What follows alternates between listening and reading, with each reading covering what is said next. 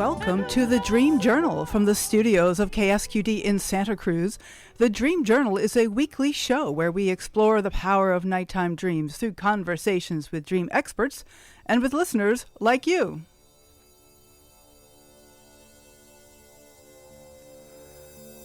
In the words of Carl Jung, who looks outside dreams, who looks inside awakens.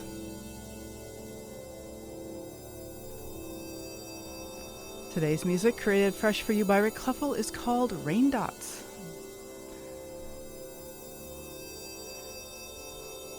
Humanity balances between two paths, self-destruction or self-revelation. Our guest, Christine Barrington, describes this critical inflection point and argues that dreams awaken us to the realm of purpose and meaning. I am your host, Catherine Bell of Experiential Dreamwork, and welcome to the Dream Journal. We are also a weekly podcast. You can subscribe, rate, and review anywhere out in podcast land. But most importantly, tell your friends. The whole idea of this show is to get folks talking about dreaming. So why not start out by telling them about this podcast? The Dream Journal archives are also available at ksqd.org/the-dream-journal. Christine Barrington has worked as a psychotherapist and transformational coach and is a seeker who has invested years searching for answers underlying the challenges of human existence. She asks, will we make it to a safer age? And Christine, what an amazing question is that? Yes, and I, in my seeking,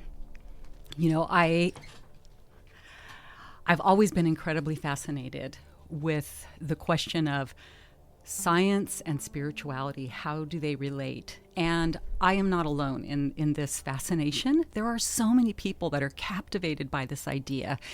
And so there are many of us seekers out there. I was raised in a pretty religious household, and my father was an engineer and introduced me to Carl Sagan and cosmology at a very young age, and it captivated me like it does so many people. So I ultimately became a psychotherapist because I had these extraordinary dreams as a young person and wanted to understand them, discovered Carl Jung, fell in love with his ideas, and onward we go. And so as I've been watching humanity's race, it just feels like we're racing toward a precipice, right? And it can be so depressing, heart-rending. But I was contemplating one day the kind of arc of history and saw these parallel curves, shifting exponentially upward. And one was this exponential curve toward self-destruction, which I believe started with industrialization, but going right parallel in lockstep with it. And listeners can't see me, but I'm tracing this arc with my hands. Our liberation is like a liberation knowledge, right? So I want to trace this arc for people because it seems like something is going on where we really have a choice. We are not left alone to face this specter of annihilation that's coming toward us. I believe we have very good reason to be quite alarmed, even terrified, but there is also a great reason to be hopeful, I think. And that's where we want to end today, and that's the journey I'm going to take your listeners on. Well, I'm ready for some more hope, so that sounds wonderful to me. Great. Okay. So this arc, so of course, I feel the arc of basically, I'm going to paint industrialization and psychology to begin with, right? So in the late 18th century, we had industrialization. It was born in Great Britain. And then we had Mesmer in France. Hypnosis. This was one of the first really powerful Western explorations into the inner world. But Mesmer had some pretty far-fetched ideas, but people were very curious about hypnosis. And the first person who I think is very, very significant and that most of us haven't heard of is James Braid. He was a Scottish surgeon, and he wrote the first book on hypnotism. But more importantly, he was exposed to ideas of Eastern meditation, and he wanted to debunk Mesmer's idea of this like fluid of animal magnetism that's flowing through the cosmos, and that's what causes people to go into this trance. James Braid said, no, I want to apply the principles of science. This is a meditative practice like people have been practicing for thousands of years. You do not need an outside person to put you in a trance. You only need to focus single-mindedly on one thing and calm and quiet your 5 senses, and then you can drop into this other realm that has these amazing effects that people discovered in hypnosis. And we're going to return to this idea because meditation is a big, big key. There's much more to it than a lot of us might think. All right. And so then we have, the American Civil War happened, and it shocked the world. Our capacity to annihilate 750,000 Americans died. It's staggering. And then we went to World War I, right? Exponentially more, 11 to 35 million people. World War II, 55 million, 70 million, wow. Just absolutely staggering. And then we have the nuclear bomb, scared the bejesus out of us. So, meanwhile, the hypnosis thread continues, and we had Jean-Martin Charcot, okay? And he endorsed hypnotism for the treatment of hysteria, and then he had this very amazing student named Pierre Janet. And Pierre Janet became a teacher. He was a mentor to Freud and a teacher to Jung. And he was a physician, a philosopher, and one of the first people to see a connection between events and a subject's past experiences and trauma. So the birth of trauma theory is very, very important in all of this. And he coined the words dissociation and the subconscious, and he provoked interest in the subconscious realm and sparked the thread that would lead to modern psychology. Now, who's the name of this person? Is Pierre Janet. Oh, have not heard of him. Oh, yeah. And he was very influential with Jung and helped Jung come up with the idea of the complex. Okay. And then Joseph Breuer was a mentor to Freud, and he was a physician and made discoveries in neurophysiology. And he is the one that developed the idea of the talking cure. Okay. And that was with his patient Anna O. Very, very famous. And so these are the beginnings of people looking within, right?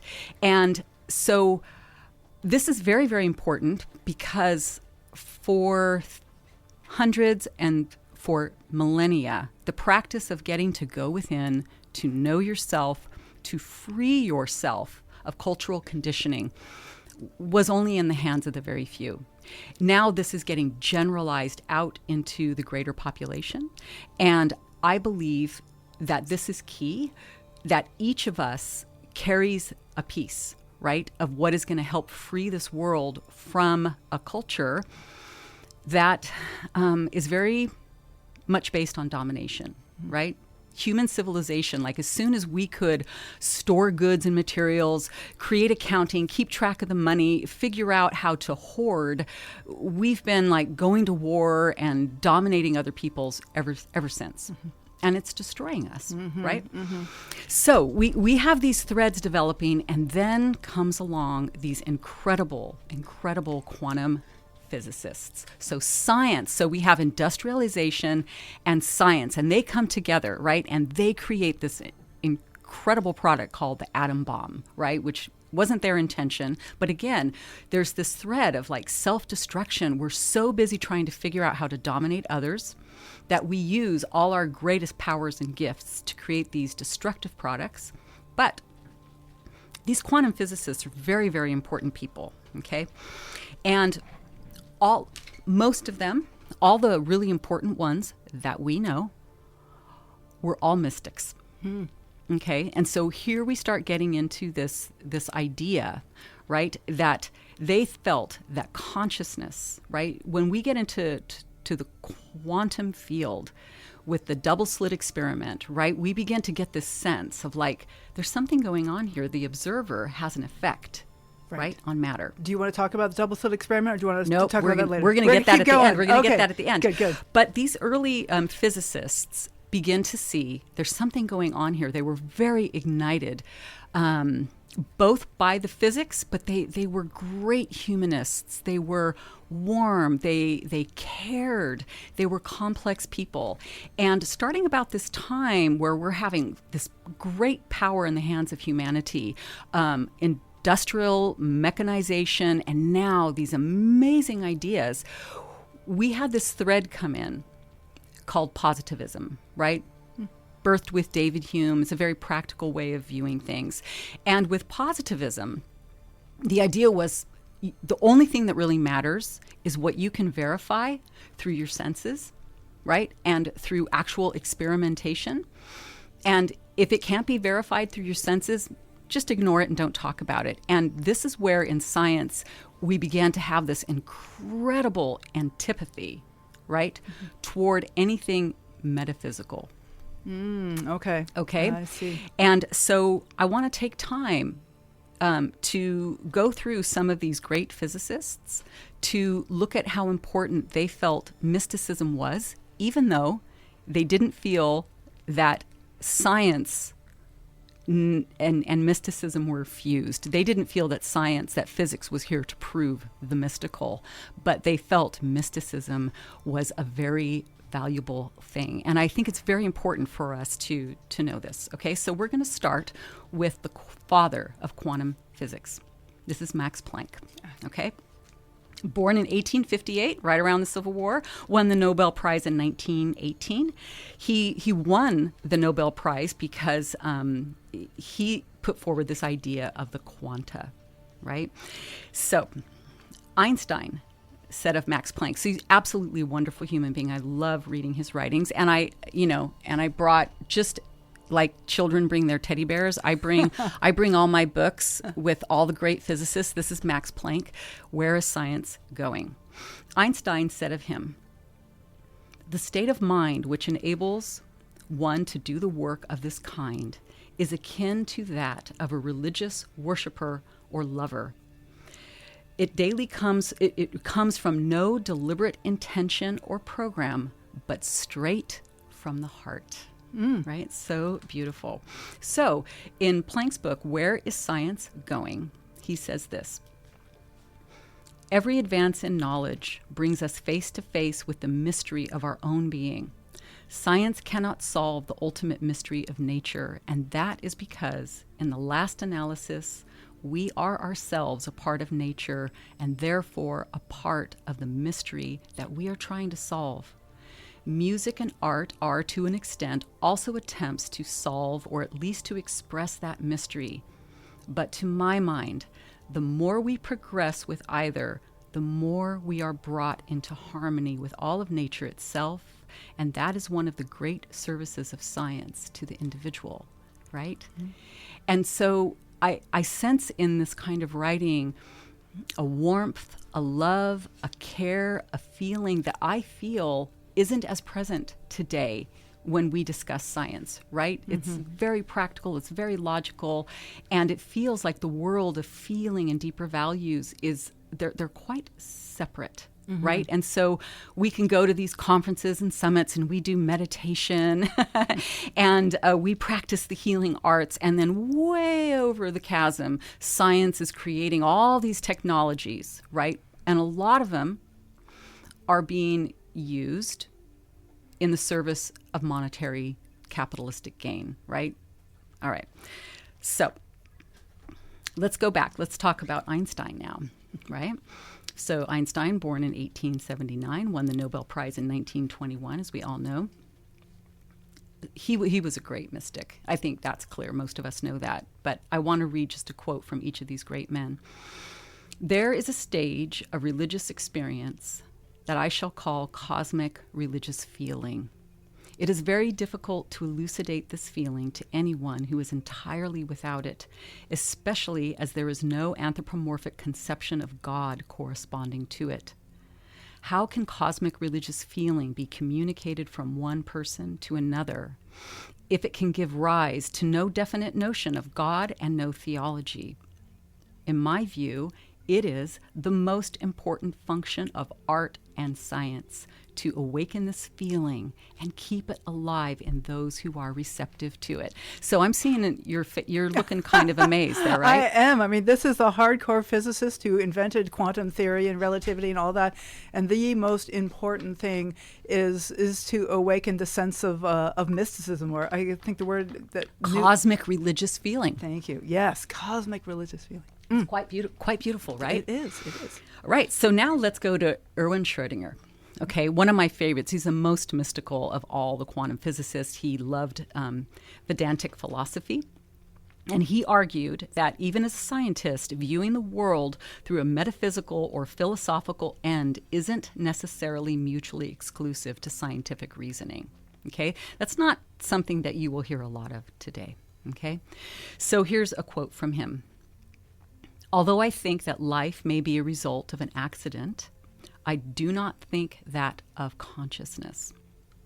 Consciousness cannot be accounted for in physical terms, for consciousness is absolutely fundamental. It cannot be accounted for in terms of anything else. Okay? So he goes on to say, inconceivable as it seems to ordinary reason, you and all other conscious beings as such are all in all.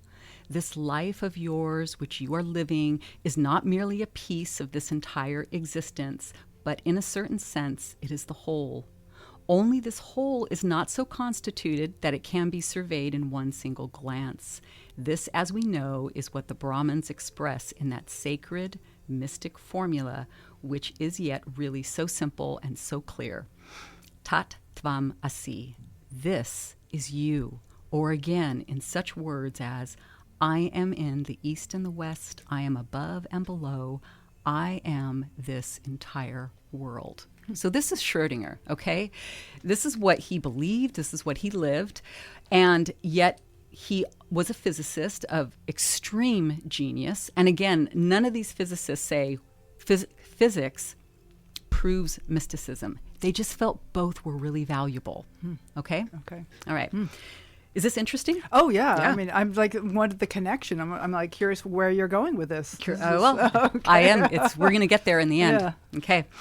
So now we have another one of my absolute favorites, Werner Heisenberg. So he had a lot to say about this trend that he saw developing in science. Niels Bohr saw it as well. They were very concerned about positivism because they were like, they're leaving out. It's like metaphysics is like becoming like a swear word, a dirty word, and we're going to lose something in that, okay? And so what he said is, what matters to me is that we do not simply talk the deeps in which the truth dwells out of existence.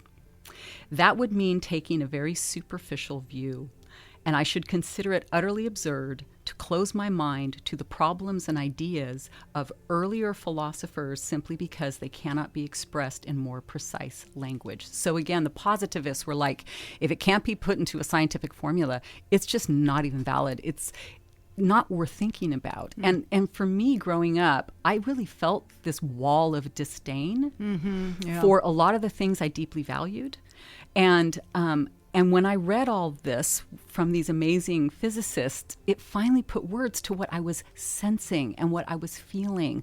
Like the things that mattered to me, I couldn't talk to scientists about it because they were like, well, that's not valid. And, and science has nothing to say about these things. And they're like, no, it does. But physics isn't going to prove metaphysics, but we need to be holding these two together. So I'm really struck that these physicists were so open to this mysticism, and that they felt it. As far as I know, they weren't taught it by anyone else. Is there something about their work that brought it out? I don't know. But there's somehow that this deep insight into the physical reality led them to this really deep mysticism. Yeah, it's really interesting. And if you want to know more about how they came to these ideas and why it was important, this is an amazing book from a man named Ken Wilbur. You ever heard of him? Yeah, I've heard of Ken Wilbur, yes. Okay, it's called Quantum Questions, and it's a collection of all the mystical writings of all the great physicists. It's very, very deep reading. I'm like zooming over the surface, but he talks about it in there, right? But Ken was really trying to also make this point that metaphysics and mysticism stands on its own and is incredibly valuable and shouldn't be excluded from the great conversations of our time. Right now, we are obsessed. Like, we are separate. We are obsessed either with forward productive development in science and technology, or again, we're over here in this other chasm, right, with healing, meditation, psychology, and they gain much greater power when they come into connection, okay? So we're going to get to Jung, because he's all about that. But I want to then, we're going to get to Jung through Wolfgang Pauli.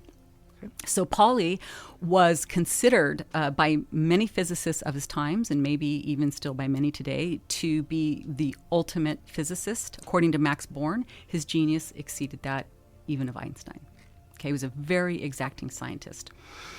Pauli was not satisfied with the purely empiricist view that natural laws be drawn solely from data and experience. Okay, he insisted that rationality needed to be supplemented with the mystical. That's wild, right? Isn't it? It seems kind of wild to me.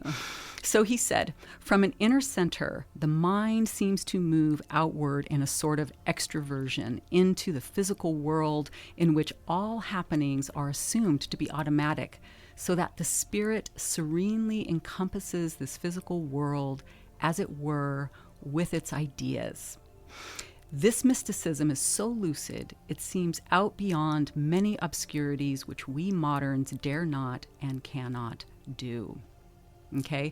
This is really, deep and far-fetched stuff, but Wolfgang Pauli was a great friend of Carl Jung.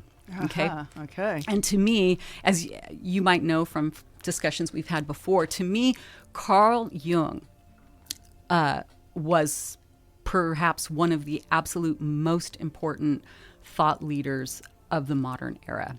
So many very important cultural advances in psychology came from him, all kinds of ideas. But Wolfgang Pauli and Carl Jung were great friends. They published papers together. They came up with the concept of synchronicity together, right? And Carl Jung was always talking about the importance of bringing opposites together, right? Right.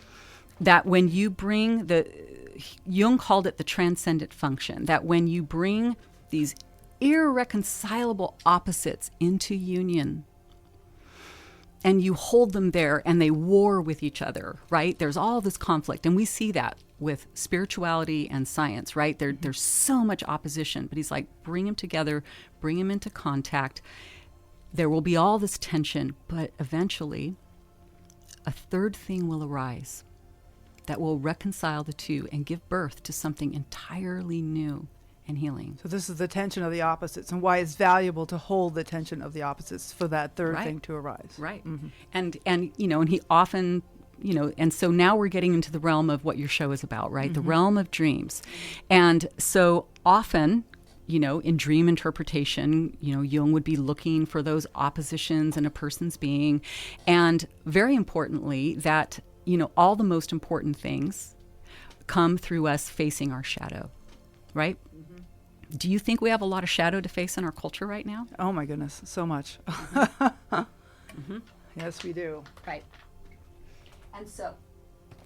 And so with this, we have, again, so I started off with this idea that there's this like explosion of industrial might, scientific knowledge, that a lot of it is getting used in service of this incredibly dominating and destructive culture we have, right? That right now seems to value short-term monetary gain almost above everything else, okay?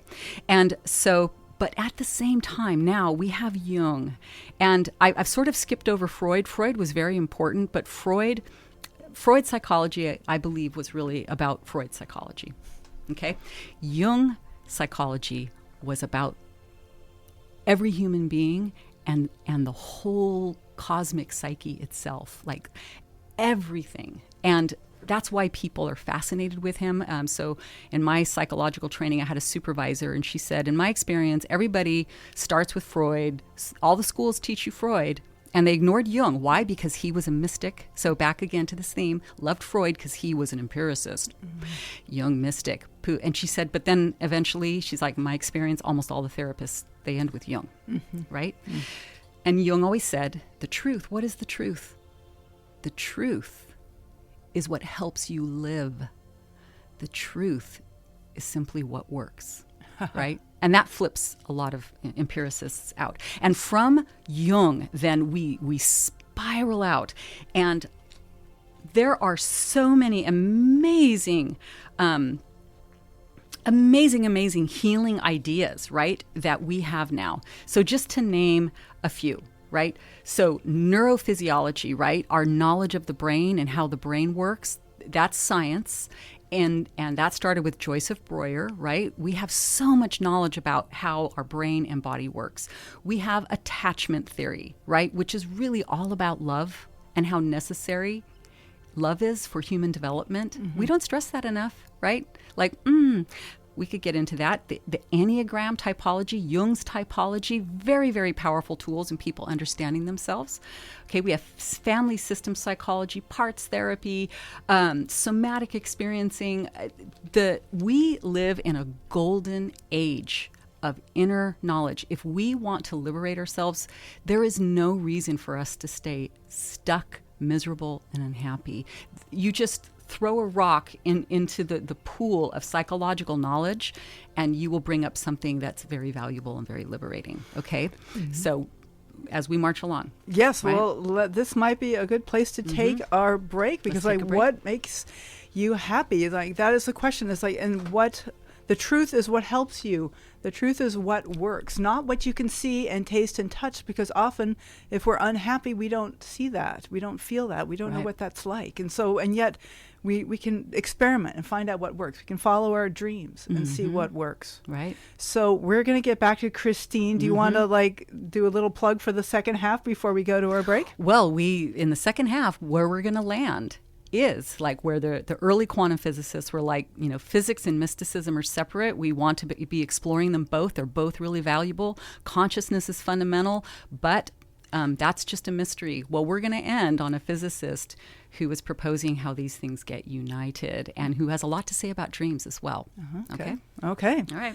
Thank you. This is Christine Barrington, and you are listening to The Dream Journal at KSQD. In fact, we are broadcast live from the KSQD studios in Santa Cruz and co-broadcast live in San Jose by KCXU. My name is Catherine Bell, and you are listening to The Dream Journal.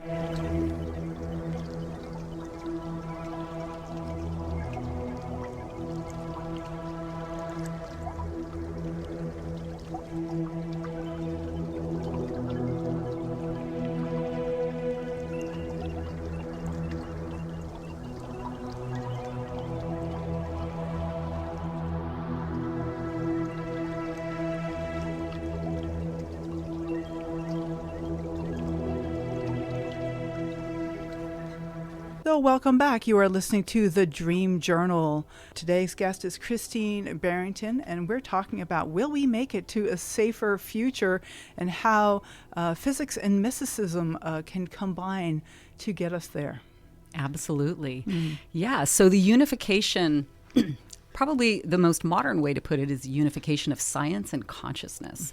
So we have been moving steadily forward in this regard. So you probably have heard of the work of Jon Kabat-Zinn.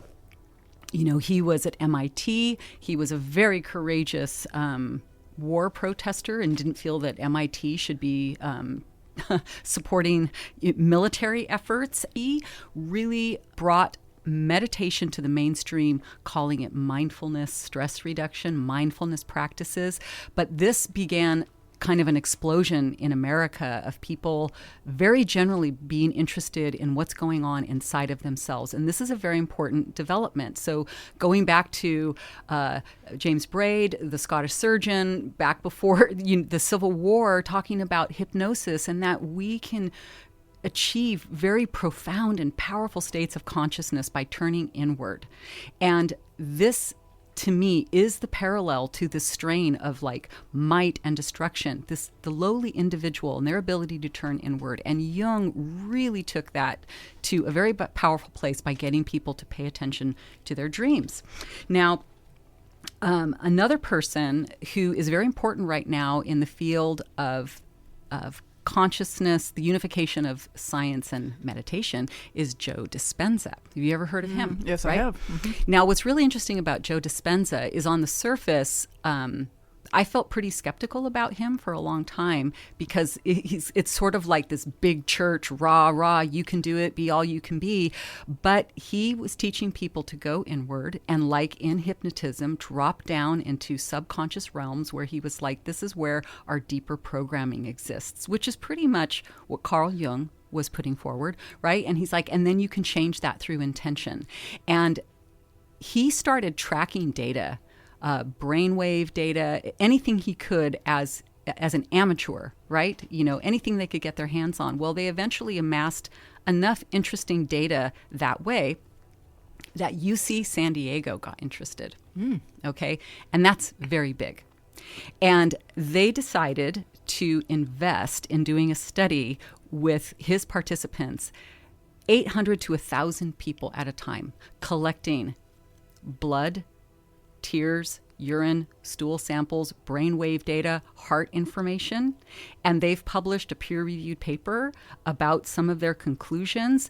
And when you see these scientists, so it's Dr. Hemal Patel, tenured professor and vice chair for research and the development of anesthesiology at UC San Diego, Dr. Ruth Waterman, she's the department head, and Tobias Muller-Bertram, associate clinical professor of anesthesiology and psychiatry at UC San Diego.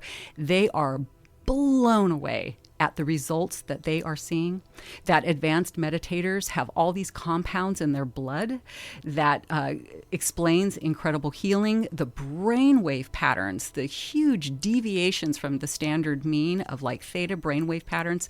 People experience these spontaneous healings, and they have it all tracked in data, okay? So these are very important developments about the power of meditation, because people at Joe Dispenza's retreats have amazing mystical experiences, right? That Jung would be like, yeah, I've had that all the time, right? Okay, so now we get to as this arc of technological development is increasing exponentially, we now have this amazing level of development in AI, right? And these virtual realities that can get created, blowing people's minds.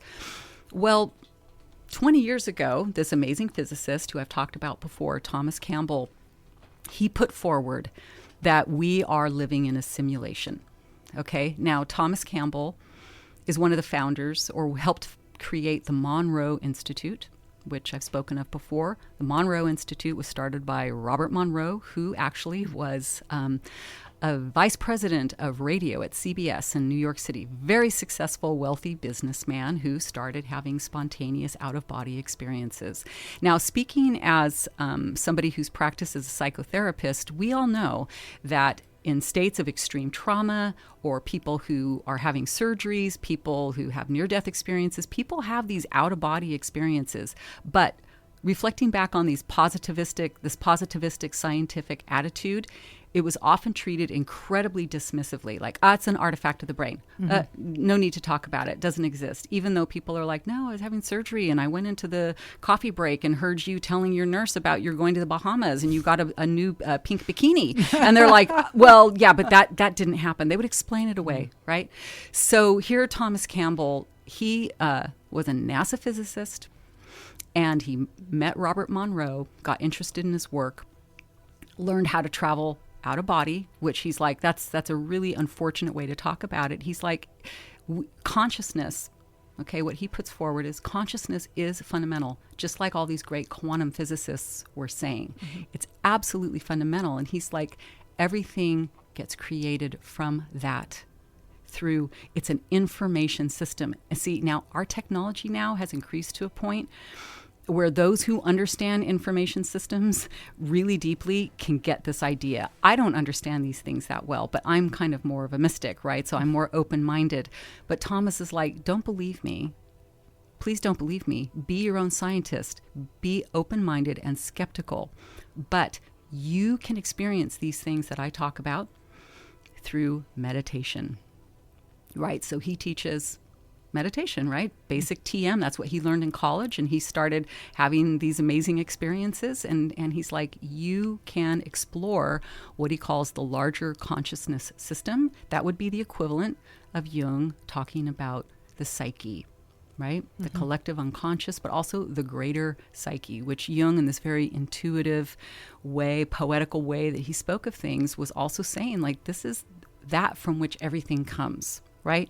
So instead of the opposite, which is, I think, typical explanation, is that consciousness emerges out of systems, like emerges from the brain. But you're talking about a situation where consciousness predates any human brain, maybe even all animals, maybe all matter.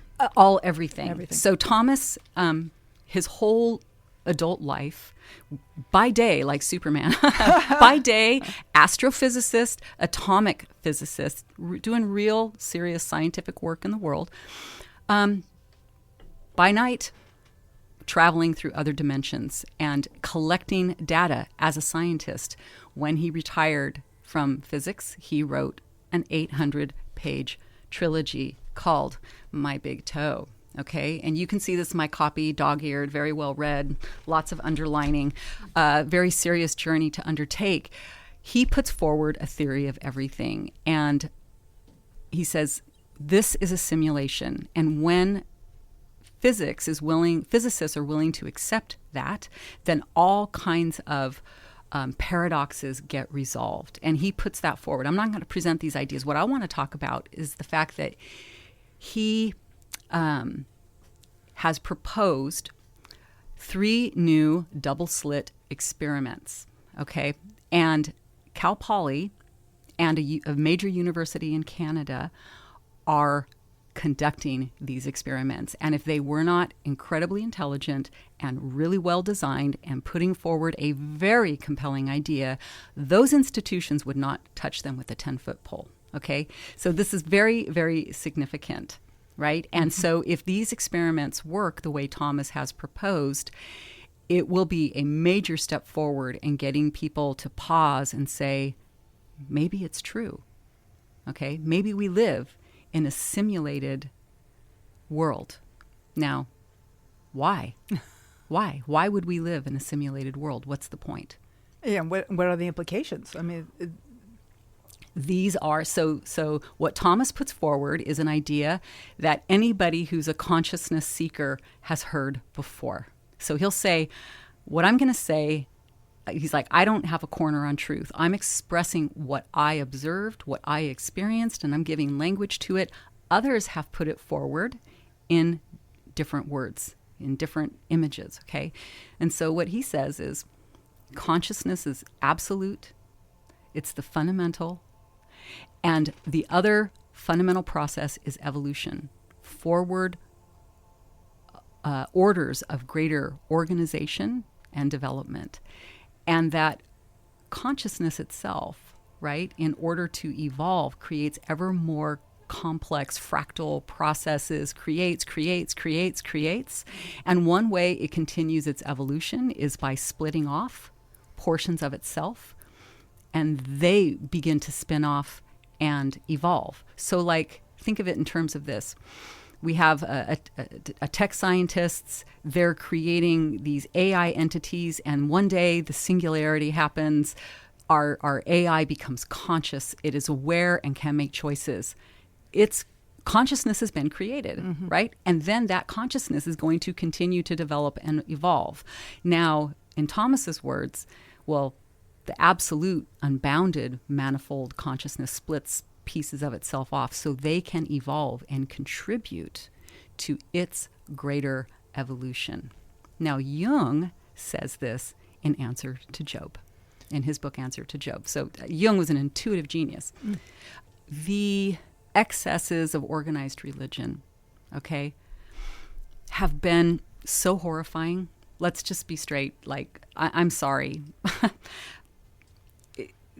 Science emerging out of that horrific miasma of like persecution, I mean, really organized religion in many ways just was a power structure, especially Christianity in many ways, came out of Roman power structure. We don't want to analyze all the religions, but there was so much violence, so much domination. When science came out of that and shook off religion, for many of us, like, ooh, we don't want to go back there, right? Mm-hmm. We don't want that. But what Thomas is putting forward is, yeah, we're created, but it's not some dude in the sky. It's an information system. Like, look at the things that get created in a computer game. Like, original creatures can get created that would have nothing to do with the human being creating them, right? Mm-hmm. So he's not suggesting there's some God that's like a human being. He's like, it's an information system. And we are here to grow up, like, by becoming more love. We're here to learn how to evolve ourselves, and our own evolution contributes to the greater evolution of the system. And he's like, and there's many, many, many dimensions, okay, of different kinds, but this is a physical reality dimension with a very tight rule set. Like when you play a game, it has rules, right? Well, this place has rules. So there's gravity. All the laws of physics are part of our rule set, and it's a very constrained environment. So he's like, just like when our kids go to kindergarten, it's a very constrained and protected environment so they can learn. He's like, if you're in a physical reality, you're in kindergarten. He'll never use the word soul. He just says you're an individuated unit of consciousness. But you're learning and you're growing, and you are part of an arc of eternity, of consciousness evolution. This is nothing different than what the Buddhists talk about, okay, right? So you're not saying that there's some entity that created this whole thing, because when I think simulation, like you said, I think of a programmer creating a bunch of rules or a system. But if it's just something that arises spontaneously, and yet we are part of that evolution, like we are part of the information system ourselves. Then that's a little bit of a relief, because I'm thinking of like who created this whole thing, but you're saying that it just arose. This information system that we're part of and that we're evolving as consciousness is something that's evolving, like maybe we're evolving toward, I mean, there is no end point. I don't think evolution has an end point, but there's some way that that we are, I don't know, arising. It's like hard to think of a metaphor. Like there's a way that we are moving toward, like love, as you're saying, is right. An important thing.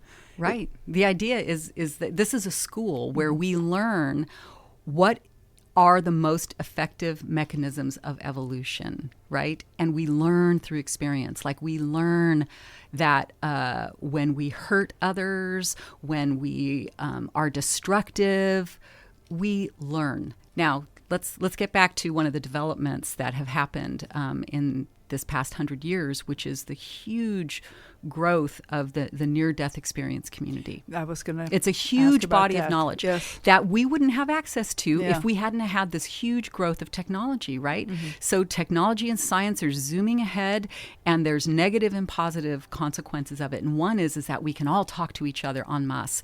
Well, there are thousands of people who have come forward and talked about, this is what I experienced when I died.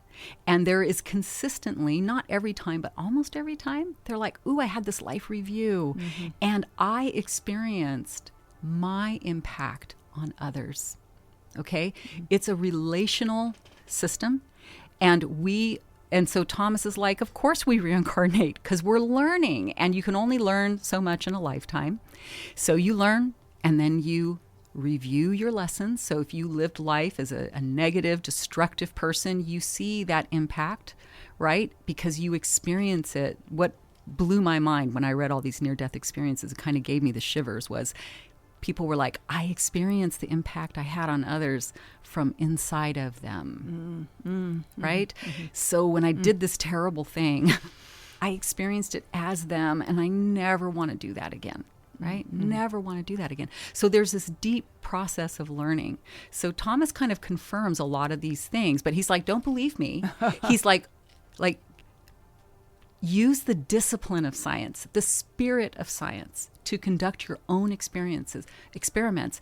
Be disciplined like a scientist, right? To quiet the intellectual mind and go into deep states of meditation where you access like profound, creative, intuitive states, right? That takes a lot of discipline. Anyone who's tried to meditate and quiet their intellectual, right? You know how hard it is. So hard. This is like serious Jedi work, okay? So now Thomas does have stuff to say about dreams, and I brought in a couple of clips, okay? That'll be great. Let's hear Thomas talking. This is the physicist Thomas Campbell.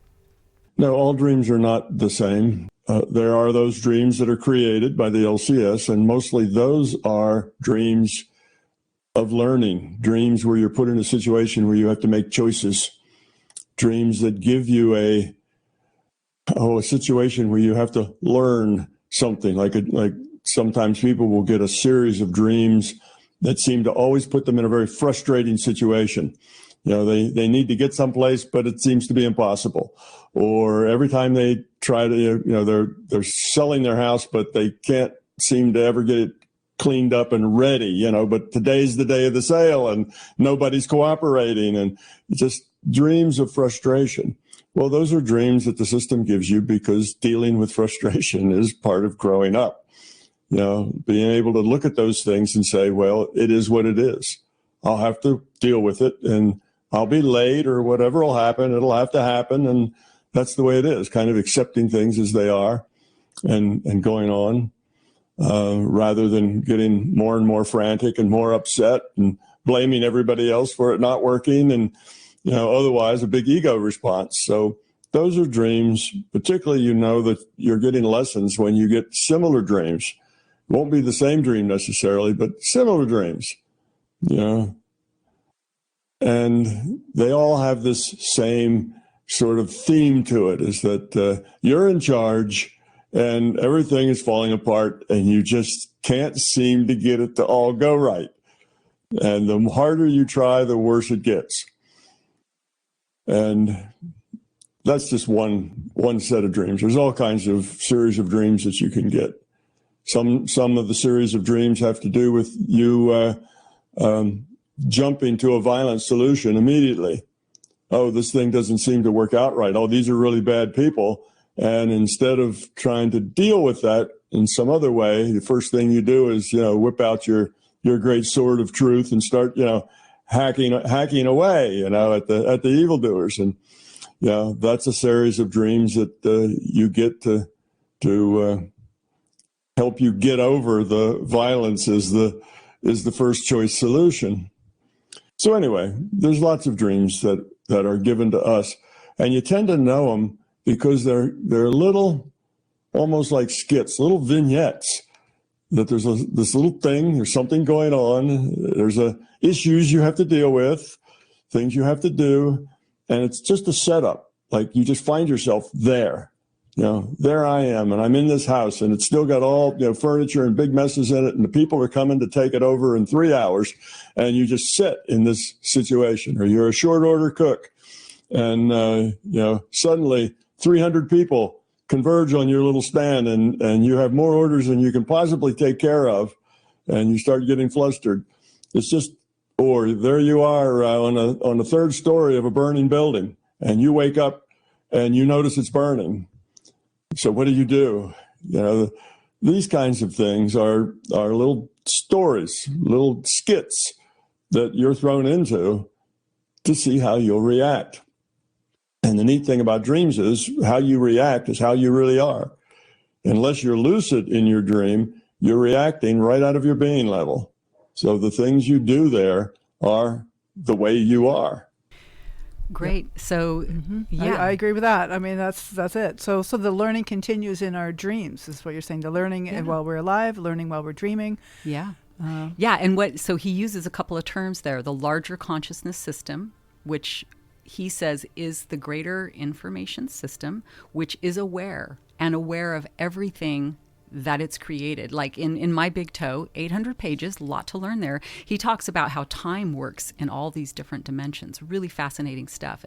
And really it's about, that, we are operating at a very slow time scale compared to the greater system. It can track everything. And so it is interacting with us. And I've heard guests on your show talking about, as they became more adept in the lucid dreaming states, they began to be aware of an intelligence, of something interacting with them. This is what Thomas is talking about. Well, you don't even have to be lucid to have those kind of interactions. He's talking about these mundane dreams, and maybe he talks elsewhere about these sort of divine dreams, where even in the mundane dreams, often a divine character will kind of come in, and there's something about the greater consciousness there. Right. And then he closes on, and in these dreams, like, this is you at the being level, right? And this is what he really values, and he's trying to get people to understand. Pay attention to who you really are. Your evolution it happens at the being level, not at the performative level. And dreams help us see, like, what we're actually doing. So we're going to need to wrap up. And I want to say, if people are interested in Thomas Campbell's work, he has an organization called the Center for the Unification of Science and Consciousness, and it has this goal of creating the largest, most positive paradigm shift humanity has ever experienced. Its vision is to unify physics and metaphysics, mind and matter, the normal and the supernormal, and all this will be accomplished with an overarching science of consciousness. And these universities are conducting these experiments, and this organization is specifically to support those experiments, because if successful, it will help establish this idea that we are living in a simulation, and spur dialogue around this, and hopefully get people thinking about this bigger picture reality, which is about the evolution of our being. So the webpage is CUSAC.org. Hopefully you put a link on your show notes to lectures that Thomas gave in 2016, laying out all the science behind these experiments. It's very interesting to listen to him and watch those. And for people with very serious minds who might have listened to this and thought, wow, what a bunch of hoo-ha, well, check him out and you will see he is the real deal. Okay, Christine, this is really amazing, and I am so glad to have you on the show. Once again, my mind is exploding, which I love about the show. Whenever my mind explodes, and I just can't wait to listen to it again. So I'm like, what is all this? And listen to some of those videos. So that's CUSAC.org. CUSAC.org. And in July 1969, Neil Armstrong said, "One small step for man, one giant leap for all mankind." And I say, isn't it time that we take that giant leap? Because if we evolve our consciousness and increase the quality of our consciousness, which can only happen one person at a time, we might be able to access this larger consciousness system, get the ideas and information that we need, work together to escape this annihilating train wreck that we are kind of on right now. We can change it, but it happens one consciousness at a time, just as Jung said. So thank you so much for hearing me out. Absolutely. And, Christine, thank you. It is inspiring. And the road to salvation, the road to survival, shall we say, is what happens on one Zafu at a time. Yes. Thank you so much. Okay, so thank you so much for listening. The Dream Journal is produced at the studios of KSQD in Santa Cruz, and we are live every Saturday at 10 a.m. Pacific at ksqd.org. The podcast is released on the Monday after the show. It keeps us growing when you subscribe, rate, and review. I'm Catherine Bell. Find out more about my dream coaching practice at experientialdreamwork.com. Email me at catherine@ksqd.org. That's KATHERINE@ksqd.org. You can follow Experiential Dreamwork and hashtag the Dream Journal on Facebook and Instagram to find out about upcoming shows. I'd like to thank Howard Feldstein for being the engineer today, Rick Kleffel for music creation, and Max Deaton for manning the phones out there, though we had plenty to cover in here this week. The intro and the outro pieces are both by Mood Science. Tomorrow morning when you wake up, take a minute to write down your dream and bring it to the next Dream Journal.